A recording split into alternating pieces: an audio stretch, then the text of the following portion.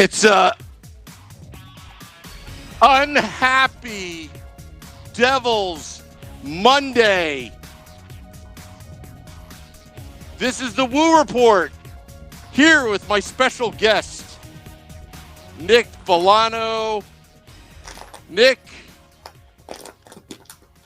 I am genuinely pissed off right now. I took a little nap before this game.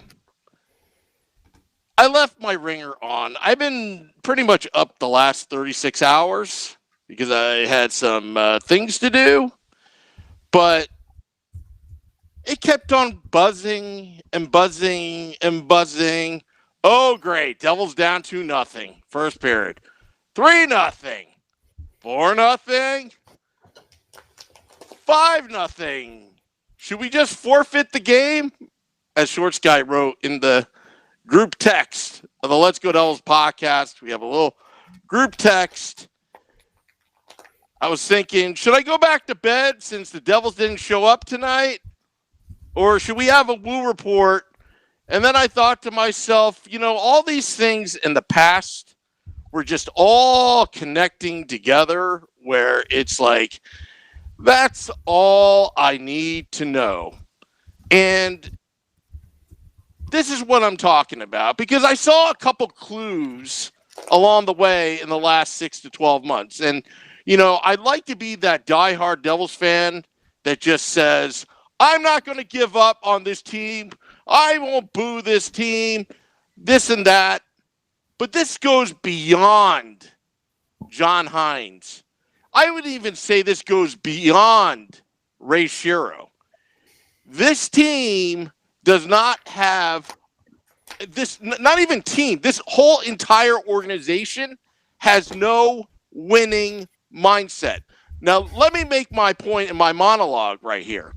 Number one, there was a quote out there probably about 3 to 6 months ago. I don't remember the exact quote, but it had something about Devils Rangers and Ray Shero saying, well, a lot of fans, Devils fans, put a lot of emphasis on, beating the Rangers, but really for us, it's just, another game. Well, that was my first clue. You know what? When you go back to Dr. McMullen, Lou Lamoriello, even Marty Brodeur put in his book, I hate the Rangers. What the heck are you talking about? You don't lose to the Rangers and then lose 4-0 in your own building. In your own building when I said, do not lose to the Rangers. Get that through your head, Devils management. This is not funny. And I'm not kidding around because a lot of Devils fans like me are pissed off. Okay? John Hines probably should have been fired. And I feel bad for him because now the more I think about it, it's not just John Hines. He's actually a pretty good coach. But the problem is, look at his non-focused winning environment. Okay? Secondly, I'm going to go into more of a tangent. All right? Secondly, about winning. I don't know him. He follows the podcast on Twitter. I saw the new president, Jake Reynolds. And, the press release came out. We all said congratulations on getting the job. It's actually a prestigious job. Being a president of any professional franchise is great. But the thing is, and I'm not going to be overly critical of him because he just got here, and I think this mess started a while ago. But in the press release, and I'm not going to read into it, there was nothing about winning. There was nothing about winning. That's what I want to hear as a fan. This is why we pay season ticket money, because we have a vested interest in this team. Okay? And lastly, Larry Brooks in the New York Post, and he ripped on Ray Shero. And I don't have the article in front of me, but that's the only article that I actually have agreed with Larry Brooks, because what he wrote in that article is so true. And you know what? There needs to be change now. And I'm not just talking John Hines. He should not, in all fairness, he deserves a lot of the blame, but he doesn't deserve 100% of it. This team is focused on other things like PK Subban doing cooking shows, Blake Coleman doing more cooking shows. You know what? We're from Jersey, and we can see right through you, okay? This is not a winning formula. And you know what? To make even matters worse, I think Lou Lamoriello vindicated himself in Toronto and on Long Island, as far as I'm concerned. All right?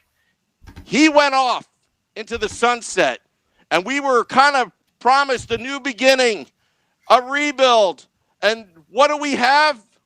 We have a bunch of rejects. And everybody, including myself, is to blame.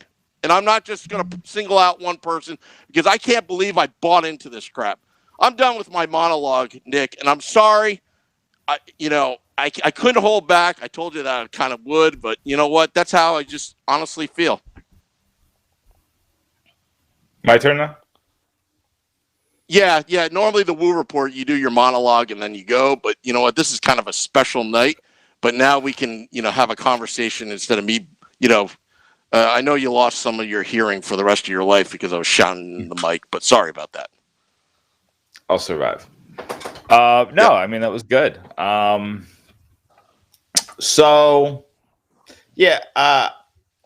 to touch on a couple things. I understand you're angry, so I'm going to take these with grains of salt. I already let it out. Now we can have a rational conversation. Go ahead. Sorry. I mean, on the Lou thing, he's Barry Trotz.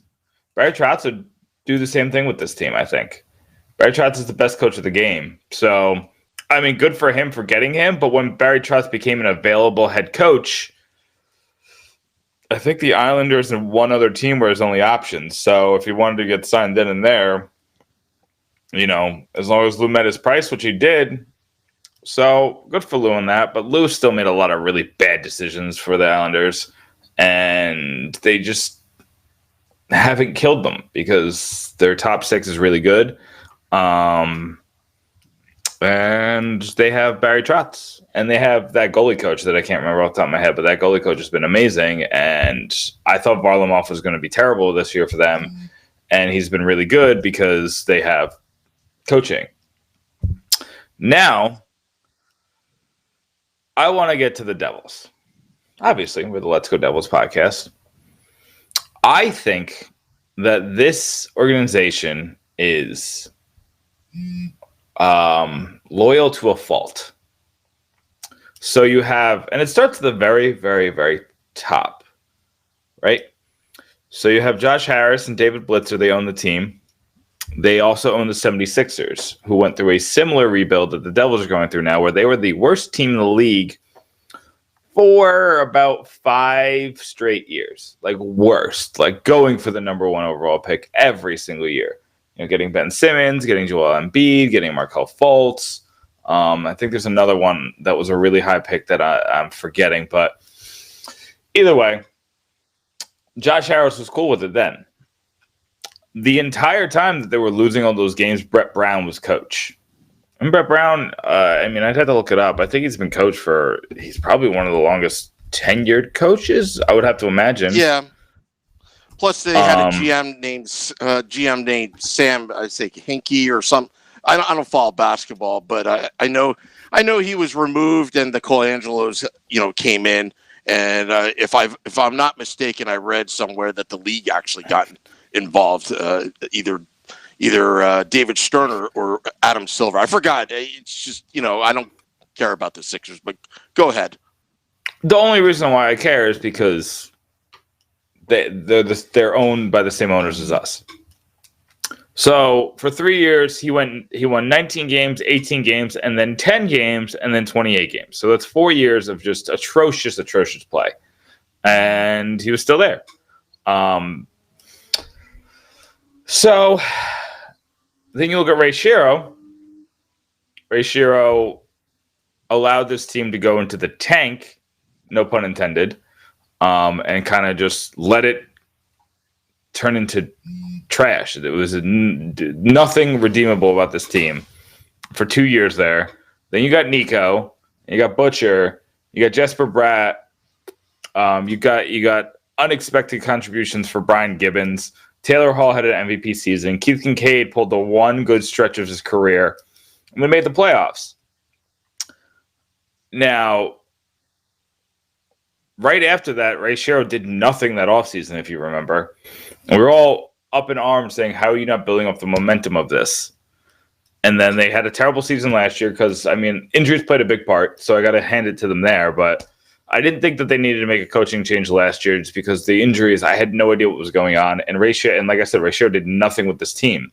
He let Grabner go. He let Pat Maroon go. He let a lot of players just go and walk and did nothing to replace them.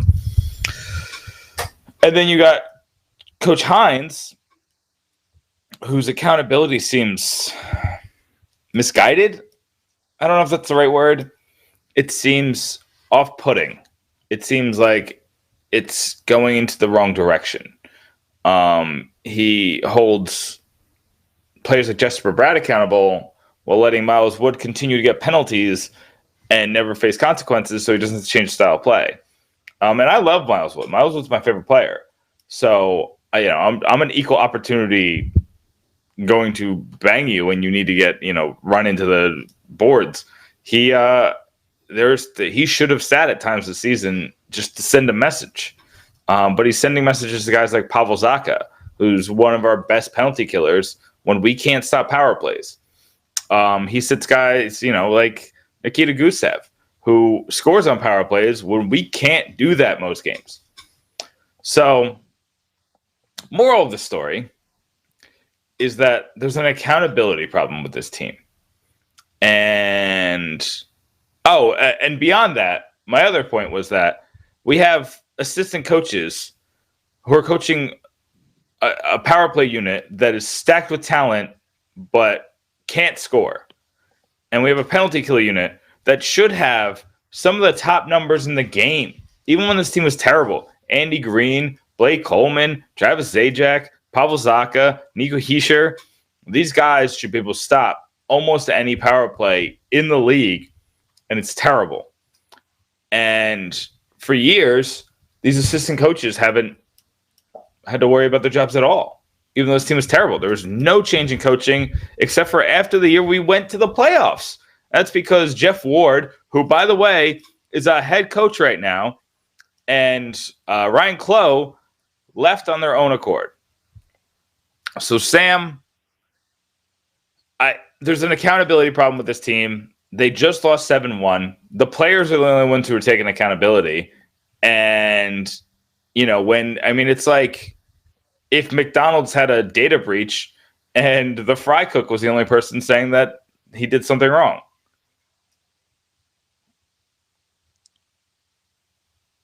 Yeah, I'm still trying to understand that analogy, but I got it now. Sorry. I'm a little slow tonight. So it's fine. I was going in 700 different directions because I don't even know. I usually, Sam, we usually plan these podcasts out.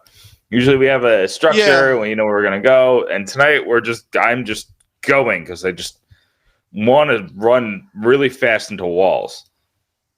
Yeah,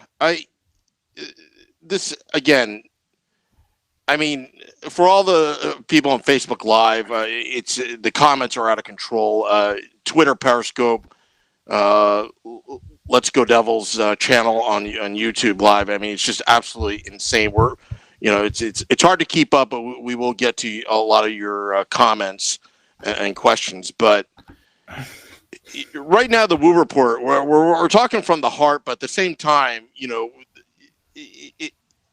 we have to be careful here because I did not want this to be a John Hines pissing fest because the more I think about it, there are some things that are just not John Hines' fault.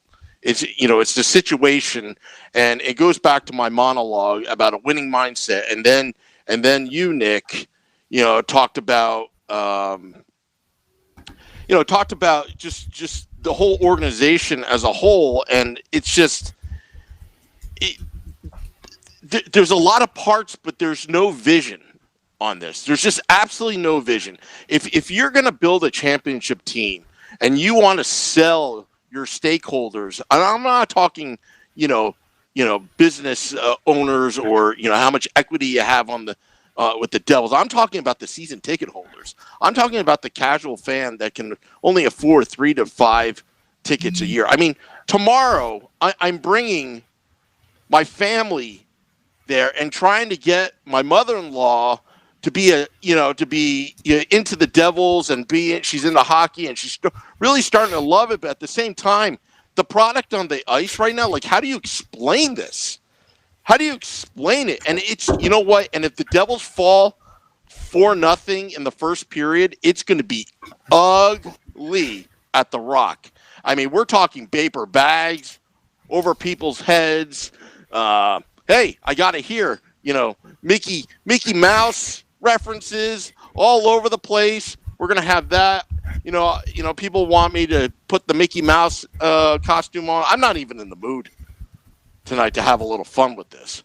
We are really, really, really just mystified. I mean, we were talking, on the podcast yesterday. Let's Go Devils podcast every Sundays at 9 p.m. Eastern.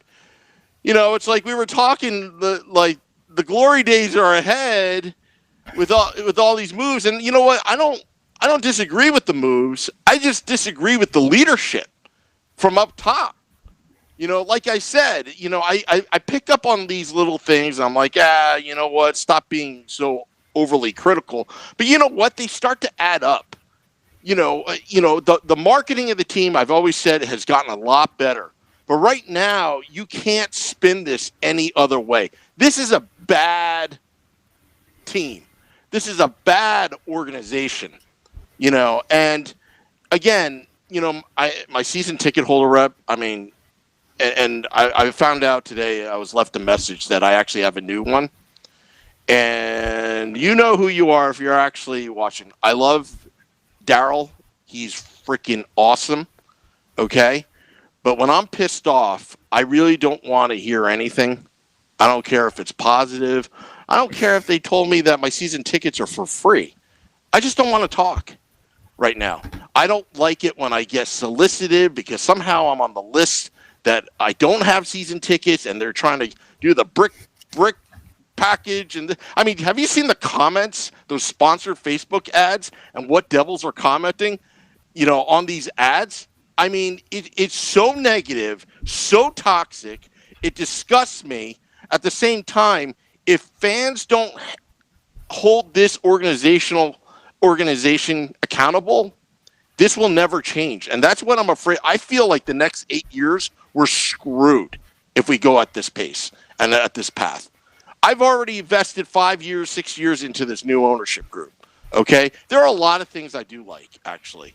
But at the end of the day, it's all about results. For the business side, it's about money.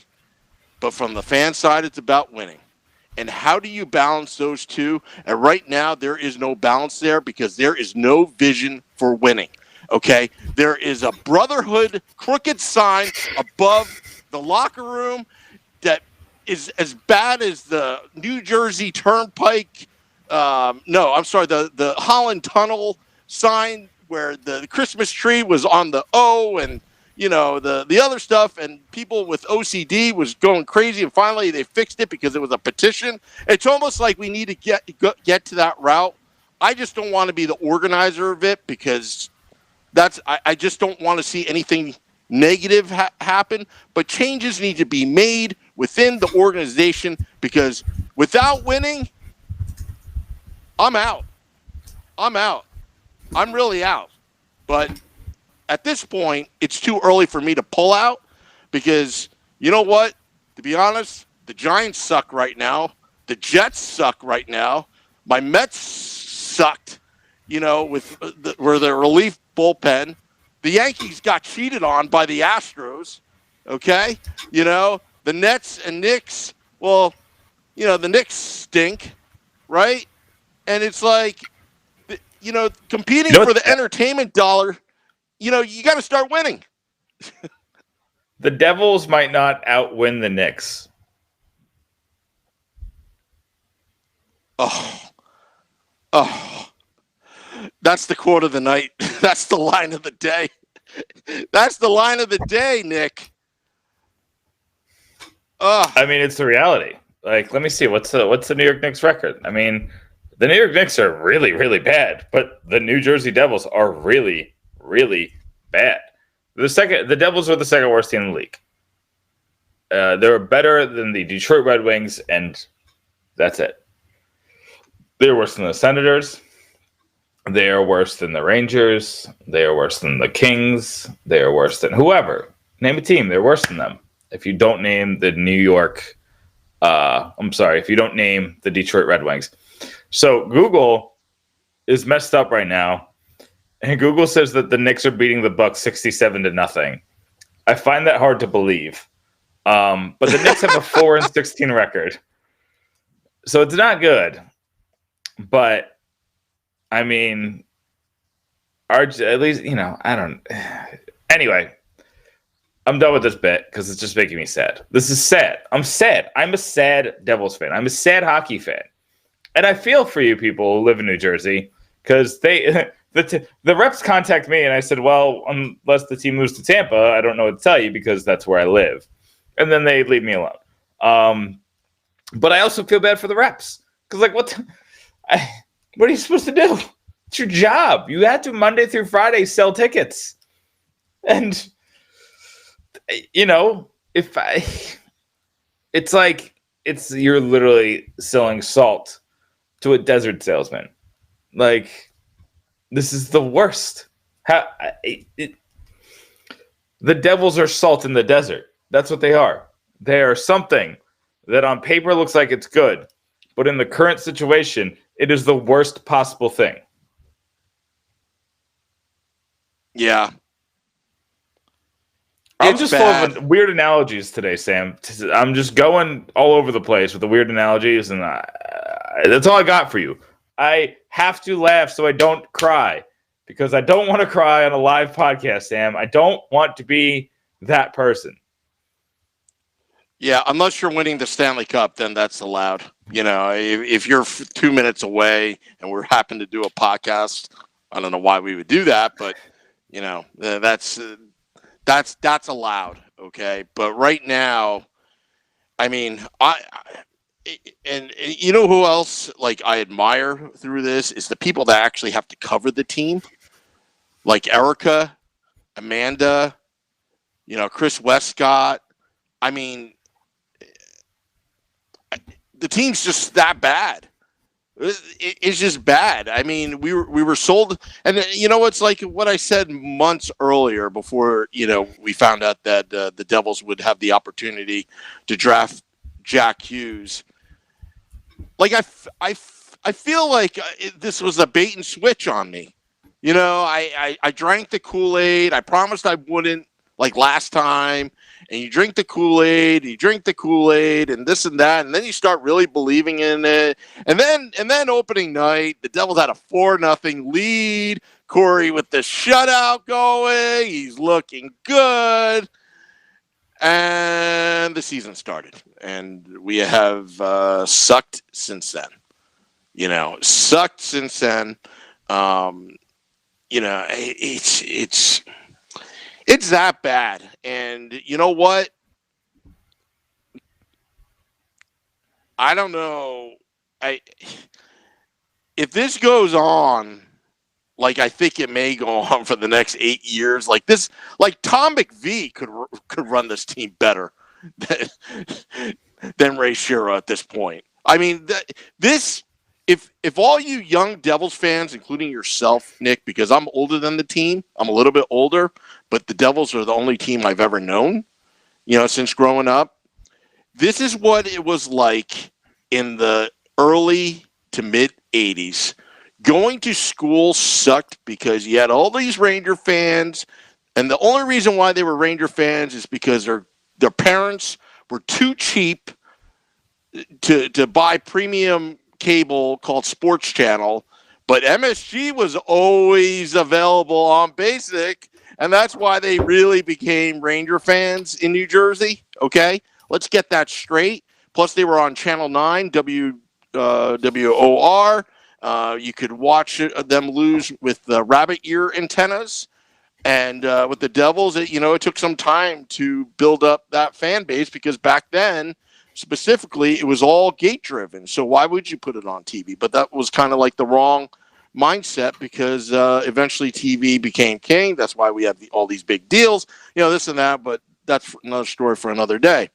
But this is what it felt like in the 80s. And back then, being like a little kid, it was probably 20-1 ratio. 20 Rangers fans and 1 Devils fan. That's what it felt like. And your backs were to the wall, and it was Devils fans against the world. And there were only a few of us.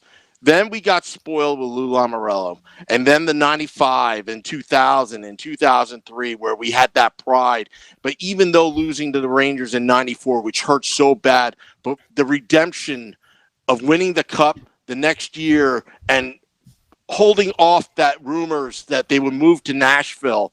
And then the late 90s, although the playoffs were not that fun, they were top of the league. And then 2000 came and the miraculous 3-1 turnaround in the Eastern Conference Finals against Eric Lindros and Keith Primo and Rick Tocchet and Brian Boucher and Eric Desjardins. I mean, that comeback, and then beat the defending Stanley Cup champion Dallas Stars from the year before, and then 2001, they got hosed because Ray Bourque needed to win a cup. So I still think it's scripted.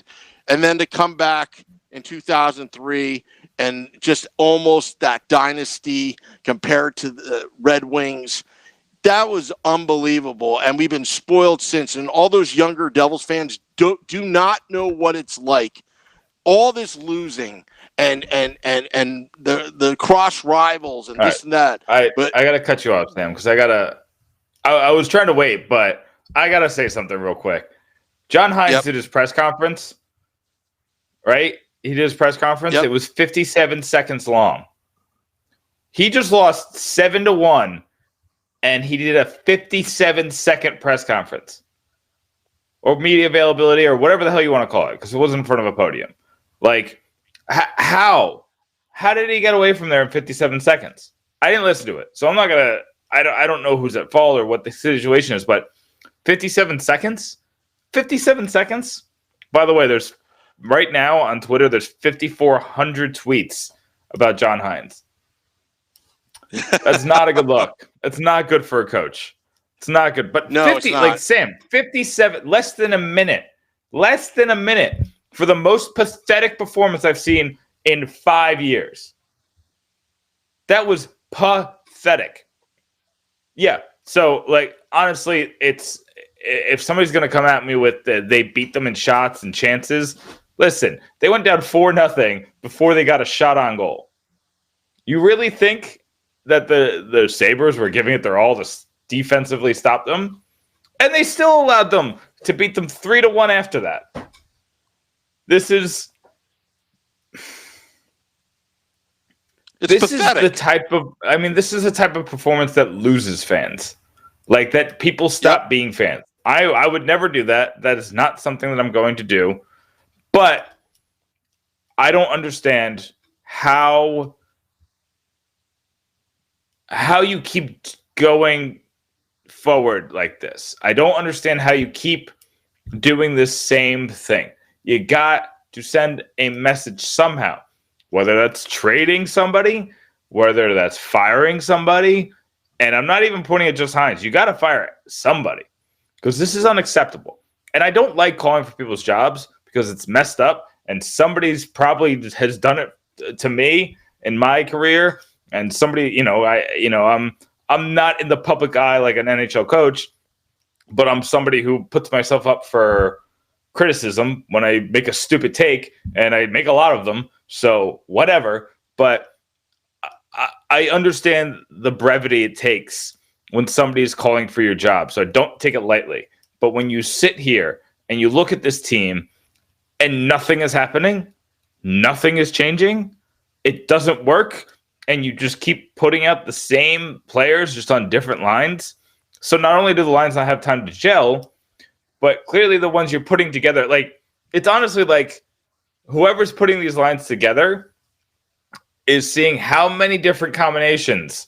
It's like that stupid SAT math question. Like if you have 4 sets of 3 people, how many different combinations can you have between the 3? And you had to like take out the calculator and like, what's that weird button? It's on. You have to hit second first, and then you have to hit the other thing. Then you have to put the 4, then you have to hit the other thing, and then you have to hit the 3. And it's like comes out to some ridiculous number. It's like, how did 4 and 3 become 212? Like that is what's happening right now with these lines.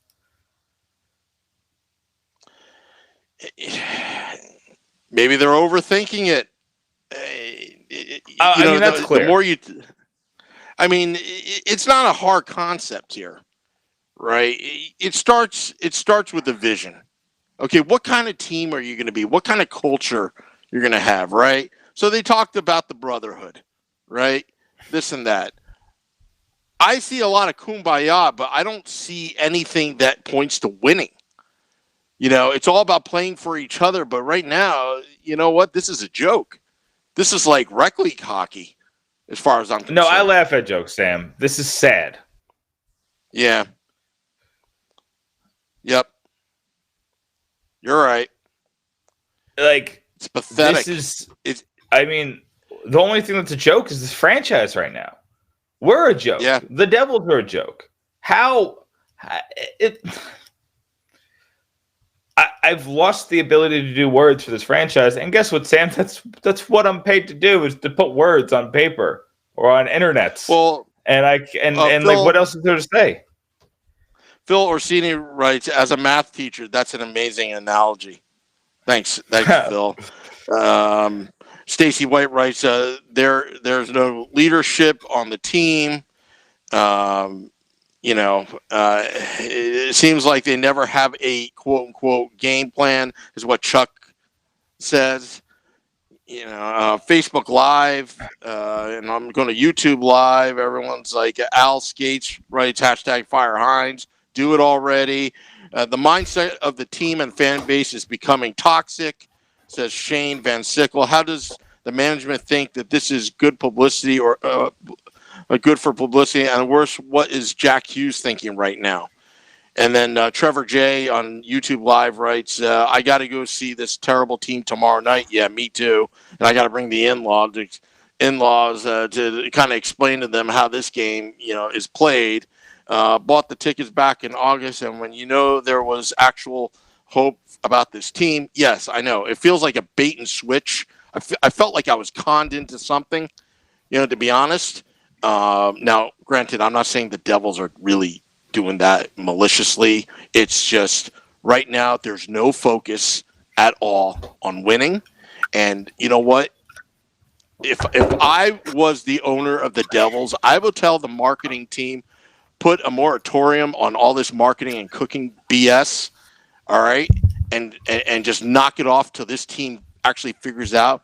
Because in the end, this is not about fancy graphics, fancy videos, great content that's spun to make the team look good, and then take a chance at, maybe this team will make the playoffs and make a run and call it a day.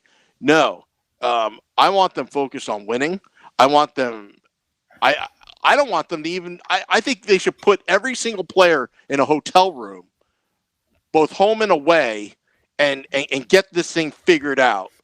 They're not going home till they figure this out. I mean, that's commitment right there. Okay, and with social media right now, the optics, I think they got blown out near Halloween, and then they go to a Halloween party. I don't want to see that. I mean, if I'm making millions of dollars, okay, playing in the NHL, which is a privilege, and my team is losing, I'm going to cancel that Halloween party and go back to the rink and go back to the gym and figure it out. All right? I think there's just lack of focus, and again, I'm all about having fun, but you got to get your stuff together. You got to, I say stuff, but you guys know what I mean, all right? You better get it together, because otherwise, this reflects badly on your career. I would ask for a trade right now if I was that kind of person that's committed, because right now the organization itself is not committed to winning. Their decisions seem to be great, but you know what? There's no vision here. There's no direction, and nobody knows what the heck the game plan is, other than make a couple bucks and put a crappy team on the ice, and hopefully they do well. That's what I see. So I'm gonna talk about 3 points real quick. First, Jason Chambers in the chat said if Hines isn't fired, need to look at getting rid of Shero. I've been seeing that a lot lately. A lot of people are saying that Shero is going to ride the Hines train until it crashes him. So I don't personally think it's going to happen. I personally think, based on what I've gathered, I don't have the actual numbers. So I need you all to take this. My sources are not as good as some other people's sources, and the other people's sources haven't been able to get this confirmed either. But from what I've gathered, Shero's contract extension is longer than John Hines' contract extension that he signed last whatever it was. I think it was January, February. So I don't think Shero is going anywhere. But the team and the owners could step in, which is what he doesn't want. Now, they haven't ever done it before. But I mean, Harris has to be going to these meetings and being like, I don't feel like being the laughingstock of this league anymore. To be honest with you, this is the lack of focus. Okay, there's a helipad being built right now. Okay, that's what he's focused on. Okay, he's focused on the balance sheets. As long as the balance sheets show that the Devils are in the black, he doesn't care. Why would he care? I wouldn't care if I was him, and I don't blame him. But at the same time, he doesn't care about being a laughing stock. I mean, he's made billions of dollars, and he's good at what he does. I don't think he really cares, as long as the balance sheet says that. That I'm just saying from a business standpoint, because honestly, this is what I've seen this 3 times. Okay. And one time I got pissed off at a game, and I'm going to reveal the story. And I think I may have revealed it once, and I'm probably going to get myself in trouble. I was at McMullen night. He was a Ring of Honor. Awesome idea. But when the Devils were losing badly in the game, I was sitting in Section 8, and I look across. I see Scott O'Neill. I see Joshua Harris, David Blitzer. And the Devils were losing like 3-0 or something like that. And I'm looking, and they're entertaining clients, and they're laughing. I would be embarrassed. I mean, say what you want about Ed Snyder, the late Flyers owner. If they were losing like that, he would rip every broadcaster, player. Yeah, but that also didn't work. People in the organization. But you know what? They never won a Stanley Cup since '74. I mean, are they though? No cups since '74? 75. 75, sorry. But you know what? You got to respect that passion. I love that. I love it when owners get into it, like Mark Cuban. Say what you want about him. Sometimes I think he's a loudmouth, a big mouth, and and doesn't shut up. But you know what? He did it. He took a bad organization, a bad team, brought it to life, finally won an NBA championship. There's other owners that go rogue, okay? But you know what? Being an owner of professional sports is more than the balance sheet. Like, you really have to treat it like a hobby than a business, because that is what, like, if I have a vested interest in a team, I want to see my owner chew out people. I want to hear stories that the owner went in and threw a bench at the players. Well, actually, I guess we can't do that now because Yeah, I know. But it's just figuratively speaking. I want to see emotion. Okay, this is unacceptable. This is absolutely unacceptable. And you know what? I appreciate that they bought the team. It was a distressed asset. But you know what? I'll tell you what. Say what you want about Jeff Van Beek. I love Jeff Van Beek. He bankrupted himself just to keep this team in Jersey, in Newark, during a time when the housing bubble was just about to burst, and he just barely got it to Newark, okay? And he had to get the money to front it from the MSG contract in order to fund it, and then he put himself in debt, and with Lehman Brothers, things without his control, okay? I respect that. And he gets a lot of crap from everybody, but you know what? He had heart. And maybe he got a little too carried away and in over his head as being a Devils fan, owning the team and trying to make some bucks. I mean, he assumed that the Nets would stay there as well, but that didn't happen. Plus the lockout, everything else did him in. But you know what? The team was winning. The team was winning. Yes. The Kovalchuk contract, I don't know what that's about, but you know what? He tried. He definitely tried. And you know what? Nick, stop me. Text me if I'm over the line, because I'll stop there, because I don't want to, really go off on a tangent. But honestly, Nick, it has to start from the top, because the optics don't look good.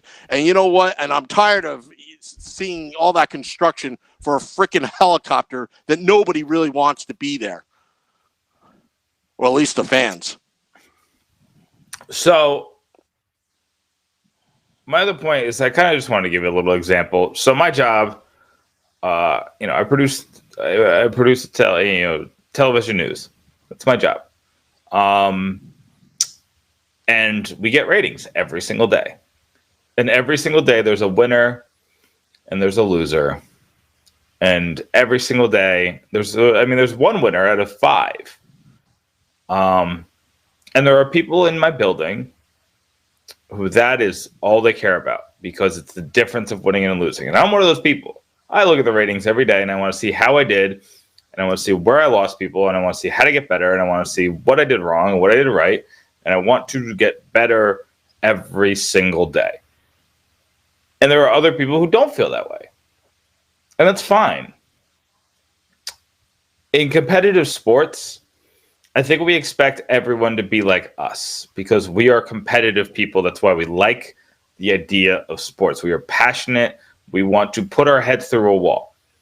We also have to understand that a lot of these players are just people who are really good at something, and they found out that they could become millionaires doing it.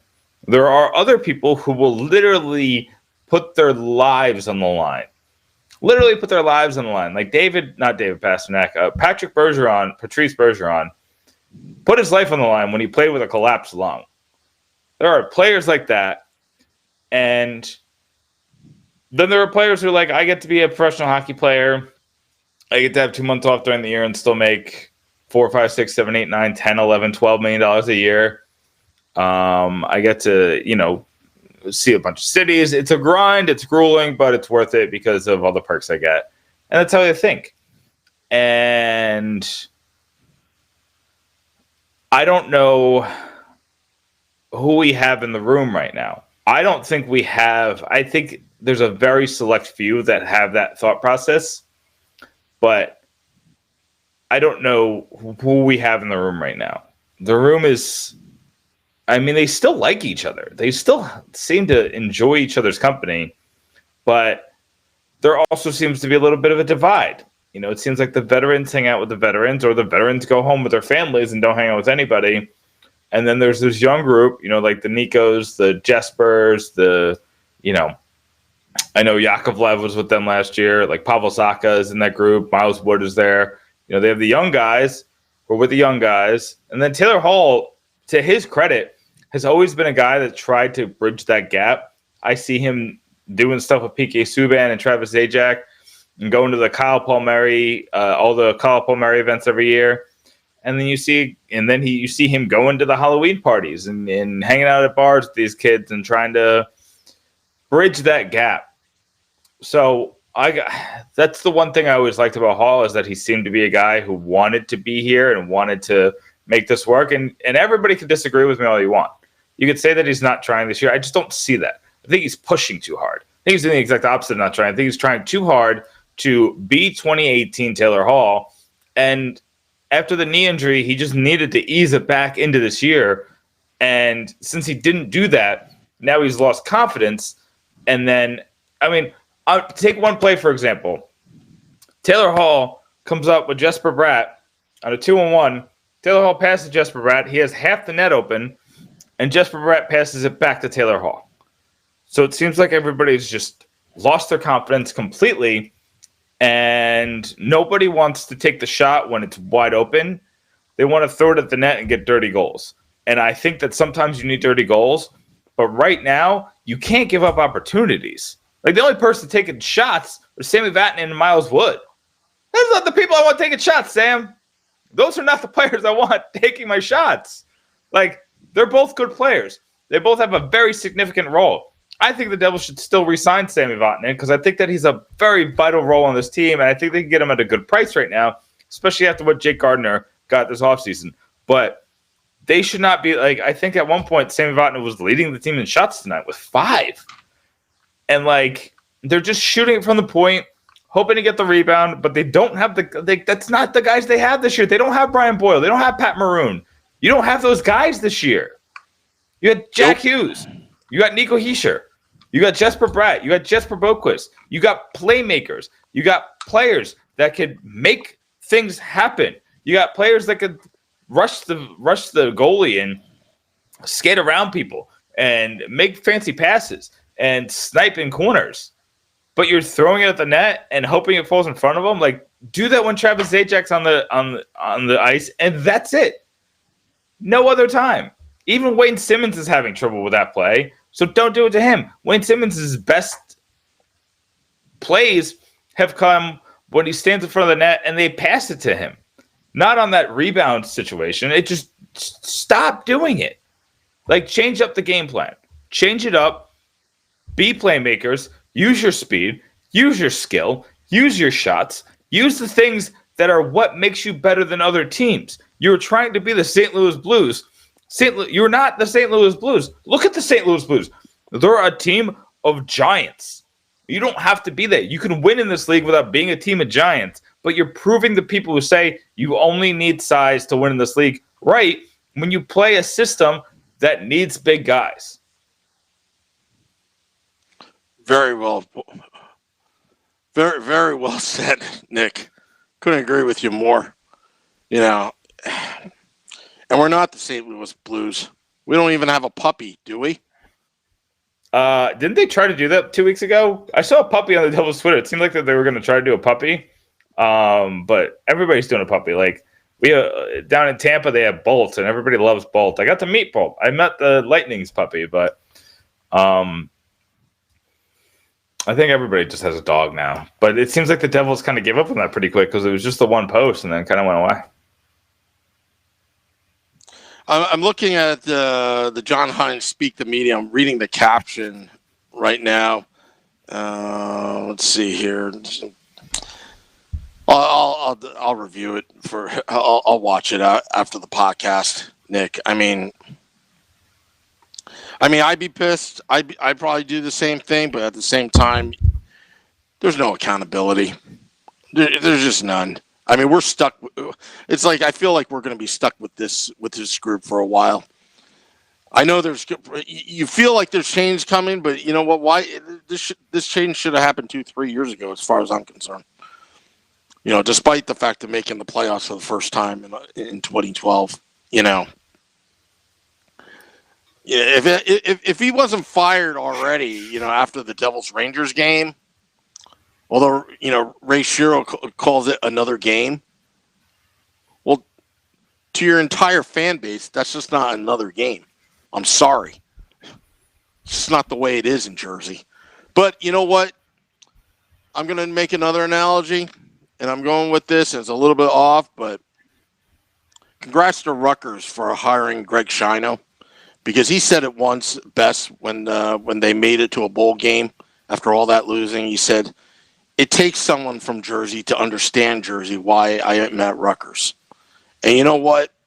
I think that's what's probably going to take to get this team fixed. This organization on the right track. You know.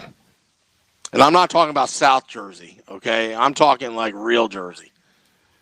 You know, just because you're from South Jersey doesn't mean, you know.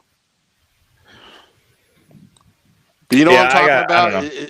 I understand what you're saying. You're saying you need like that mindset. You need that kind of like brute mentality, and we don't have that. The thing is, okay, the identity of this organization that Lou has built is now gone. All we have left are a bunch of banners. Maybe Marty working in the front office on the business side. All right, there's no Scott Stevens. Patrick Elias, he got his nice seats. He's around. He tries to help. But, I don't know what this team is anymore.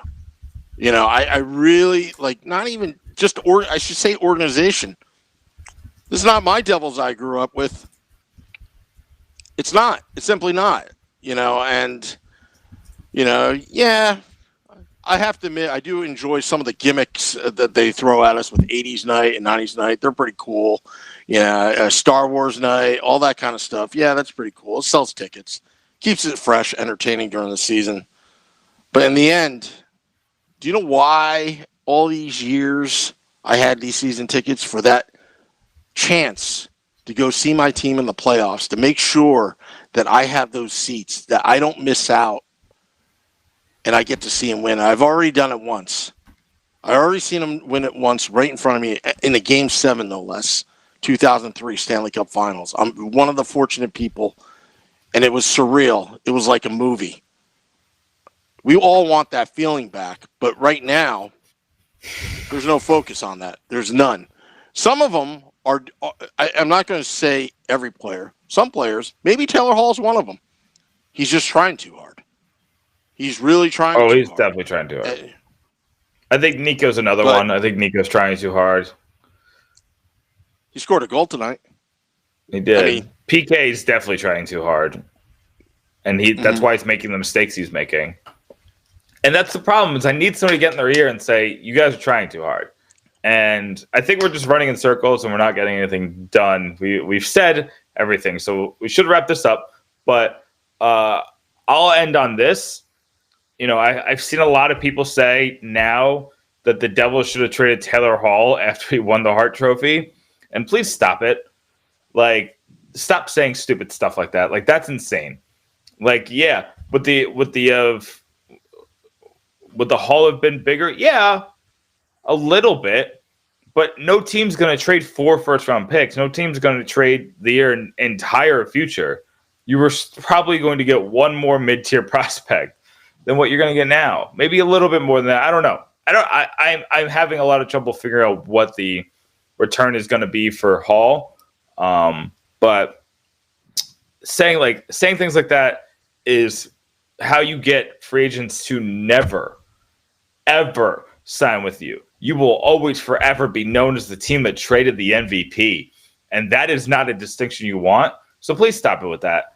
I just wanted to say that. Don't say that we should have traded Taylor Hall after the MVP season now that we have to move him now, because that is insanity. Great point, Nick. I never thought of it that way. I used to, up until a minute ago, I used to be that fan that's like, trade him at will. Trade him at will. But you make a great point. If you're going to track free agents, you kind of have to be good to your players, when you say. Imagine if every player on earth is like, I need a no trade clause because you're going to trade me even if I have an MVP season. So you have to get out here and give them Stefan Nason no trade clauses just to have them sign. It's Yeah. Well, this rebuild is going to take a little bit longer than we expected. And hopefully it starts tomorrow. But I've been saying that for the last 2 or 3 years. So I don't think it's going to happen. I don't think anything's going to happen. Do you think Shiro would fire himself? I don't think so. I think that's called resigning, actually. Yeah, I know. I'm just making a joke. It's been a long night.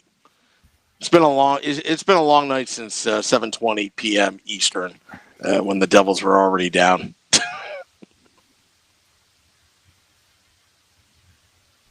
I got nothing. I see some rumors here that Hines will be let go, and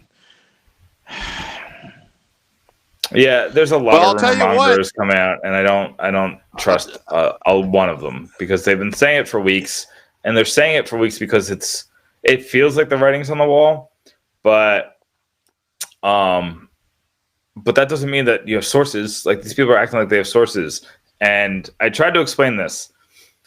Sources will come out for player news because agents want that to come out, so agents will be the ones who give it out. It is much, much harder. Those are much, much harder to get on coaches and in-house decisions because that means that team people have to leak it. And I don't think Shero is giving that kind of indication and telling people who aren't John Hines, hey, I'm thinking of firing John Hines. I'm thinking of making a move. This is unacceptable. So, folks, just be wary. Like, I'm looking at an account that says official Devils fired head coach John Hines. It's a fake account. These things, don't listen to them. Stop listening to them. They're gonna just give you agita. Yeah, and they're saying the obvious, but you know what? The obvious hasn't happened yet. So what do they know? But I'll tell you what, the chance will be raining down at Prudential Center. I can almost guarantee it. If the Devils are down and John Hines is still on the bench. I mean, when are the Ray must go chants going to start to appear? Or Hines must go, or it's going to happen. It's going to happen. So I again, I just hate seeing it, but all you can do is really cheer for the team. That's all you can do. Who knows? They may come back 8-0 and win 8-0 tomorrow. All PO'd. But you know what? They've done this before. It's a charade. And then what? You go on a 2-game winning streak and suddenly everything's back to normal? No, it's not. We've seen this played all season long so far in the young season. Third of a way in. I don't think it's going to happen. I really don't think it's going to happen. I think John Hines will be on the bench. But this team's going nowhere. Absolutely going nowhere. And the reason why is it starts from up top. There's no vision for winning. None whatsoever.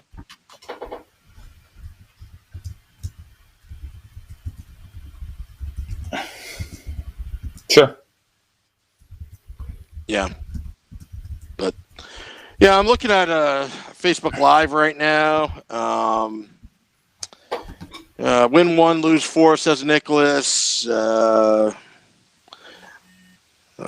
He's gone tonight. Fitz is taking over, says Benny. Again, that's what Benny says. Let's see. Yeah. Well, you can look at all these Twitter accounts, but you know what? Until the Devils announce it officially, it's just all speculation. I mean, there are some good reporters out there like Bob McKenzie or Darren Dreger, Elliot Friedman, this and that. But this is, again, this is bad. This is really bad. And we would have never predicted this, but you know what? If you look at the last 5-6 years since 2013, it's been a recurring pattern. We should have predicted it. We should have known better. So, one last thing before we go. One thing that just came out, and it might be nothing, but it was enough for an NHL.com reporter to report it, that the Devils will have practice tomorrow at 10:30 a.m. So not only is it in between a back-to-back, but it's in between a back-to-back where they have to fly home tonight. And they're making them get up and go to the rink at 10:30. Well, good. Good. I don't know what that means though, Sam. But that means that probably means that, Hines is making it till tomorrow for those people who thought he wouldn't. I told everybody who would listen to me, they weren't going to fire him in the middle of a back-to-back, no matter what happened in this game.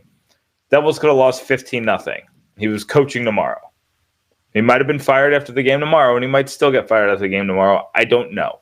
What I do know is that the Devils have practice.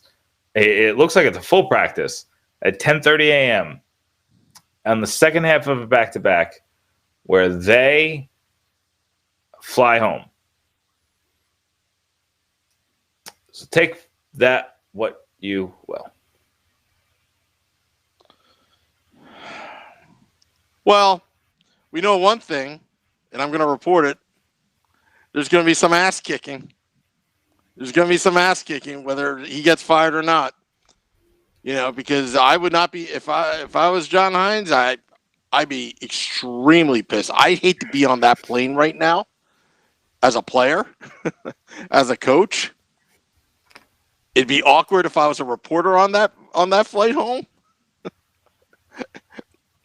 I wouldn't know where to sit if I was a reporter or a broadcaster on that flight home. If you're on that plane, I'll tell you what, Sam. Yeah, I don't know. I lost my train of thought. It's just not there today. Yep. Hey, don't force it, Nick. It's tough to do these podcasts. I mean, it's easy to say that you can rant, you can get pissed off. You know, we could be cursing up a storm. I wouldn't even care at this point, but we try to keep it clean as best as possible. But the fans came out. They listened. They commented. They watched. The Woo Report on the Let's Go Devils podcast network.